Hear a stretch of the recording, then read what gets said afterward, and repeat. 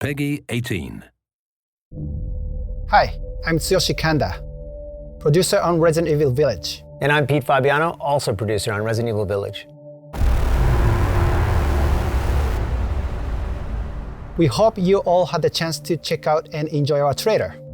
Some of you are probably wondering why we didn't just call the game Resident Evil 8. Well, it's still the 8th in the series, and we're treating it as such.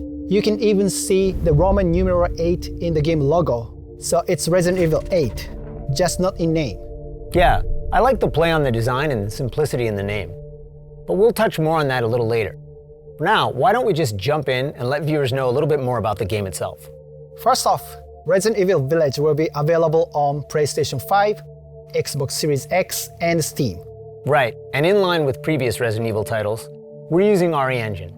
That engine brought Resident Evil 7 Biohazard, Resident Evil 2, Devil May Cry 5, and most recently, Resident Evil 3 to life. We were able to take all that we learned from those titles, along with our internal development efforts, and optimize the latest version of the engine for the next generation of consoles. With the combined power of Next Gen and RE Engine, we can take our developers' vision to new heights. Once again, we're planning a fresh take on survival horror, this time upping the ante on action a bit. Realistic graphics and immersive audio, coupled with no load times, will really draw you into the world we've created for Resident Evil Village. Speaking of which, the game takes place a few years after the events of Resident Evil 7 Biohazard. Right, and it follows the story of protagonist Ethan Winters. Ethan's gone back to living an ordinary life, but of course, it wouldn't be a proper story without a new challenge to overcome. Chris Redfield, a decorated hero fighting against bioterrorism, makes his return, but not in the way you'd think. He's the reason Ethan's life gets turned upside down. Let's take a look at some key art. You can see Chris looking dark and far more brooding than in earlier Resident Evil appearances. The last thing worth mentioning in terms of characters here is the village itself.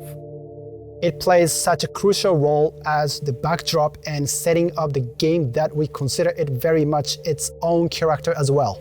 Alright, shifting gears, let's talk a bit about the game's design. You'll notice the familiar first-person perspective from Resident Evil 7 Biohazard. It really helps bring players into the world and makes them feel like they're Ethan, with the same sense of heightened tension and fear. Here's a quick look at the game running in engine. The team is working really hard to create a great experience. You can really see the details, even close up. Let's take a look at the inventory. For players familiar with Resident Evil 7 Biohazard, or the recent versions of Resident Evil 2 and 3, you'll be right at home. We hope you enjoyed this additional look into Resident Evil Village. Oh, and here's one more piece of key art. You might want to pay extra close attention to this one. There's a lot that's being shown in it. So much so that we debated whether or not to actually put it in the announced trailer.